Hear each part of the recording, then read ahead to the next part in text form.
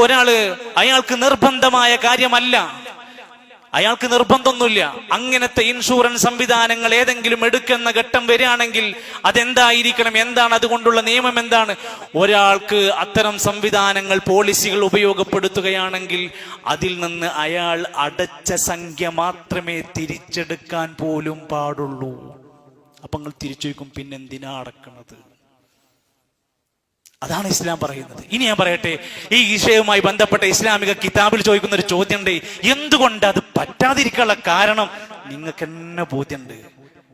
ഒരു കുടുംബത്തിന്റെ ആരോഗ്യ ഇൻഷുറൻസ് നമ്മൾ എടുക്കുമ്പോൾ ഉണ്ടാകുന്ന വിഷയം എന്താ? ഒരു കുടുംബത്തിന് വേണ്ടിയിട്ട് നമ്മൾ 10,000 വെച്ച് മാസം അടക്കുന്നു, 10 മാസം അടക്കുന്നു എങ്കിൽ 1 ലക്ഷം രൂപയായി. 1 ലക്ഷം രൂപയടച്ച് 10 കൊല്ലത്തിനുള്ളിൽ നിങ്ങളുടെ കുടുംബത്തിൽ ഒരാൾക്ക് മരണമോ ആക്സിഡന്റോ സംഭവിച്ചാൽ 10 ലക്ഷം രൂപ തരാം.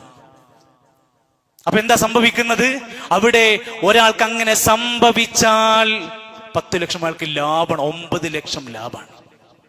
സംഭവിച്ചില്ലെങ്കിൽ കമ്പനിക്ക് 1 ലക്ഷം രൂപ ലാഭമാണ്. അങ്ങനെ ഒരു 10 ആളേക്കെന്ന് കിട്ടിയാൽ അവർക്കും അത്യാവശ്യമായി. അപ്പോൾ ഒരു ഭാഗത്ത് ഇതൊരു ചൂതാട്ടം പോലെയായി മാറുകയാണ്, ഒരു ചൂതാട്ട സ്വഭാവം വരികയാണ് ഇതിന്റെ പിന്നിൽ. 2, ഇതിനെക്കുറിച്ച് പഠിച്ചാൽ നമുക്ക് കാണാം, ഇത്തരം കമ്പനികളിൽ പലതും പലിശ ബേസ്ഡ് ആണ്,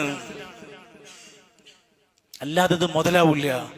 അതുകൊണ്ട് നമ്മുടെ ആരോഗ്യത്തിന്റെ സംരക്ഷണത്തിന്റെ കാര്യത്തിൽ പിന്നെ ഇത്തരം എമർജൻസി സംവിധാനം വന്ന ഞങ്ങൾ എന്താ ചെയ്യുക? അതിന് നമ്മുടെ നാടുകളിൽ സംവിധാനം ഉണ്ടാവണം. പലിശരഹിത വായ്പകൾ സ്റ്റാർട്ട് ചെയ്യണം.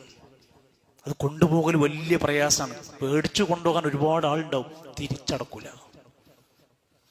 ആ സിസ്റ്റം ശരിയായി പാലിക്കപ്പെടണം.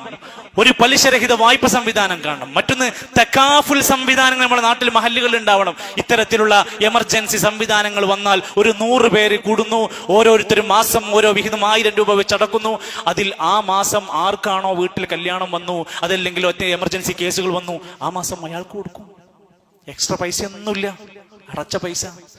അങ്ങനെ നമ്മൾ പരസ്പര സഹായ നിധി അത്തരത്തിലുള്ള മാർഗങ്ങളല്ലാതെ ഈ നിലക്കുള്ള നമ്മൾ യോജിക്കാൻ പറ്റാത്ത, നമ്മുടെ ജീവിതത്തിൽ ഹലാലായി മാറാത്ത സാമ്പത്തിക വ്യവസ്ഥകൾ എത്ര മോഹിപ്പിച്ച് കൊതിപ്പിച്ച് തന്നാലും അത് വേണ്ടെന്ന് പറയാനാണ് ഒരു മുസ്ലിമിന് ഈമാൻ വേണ്ടത്.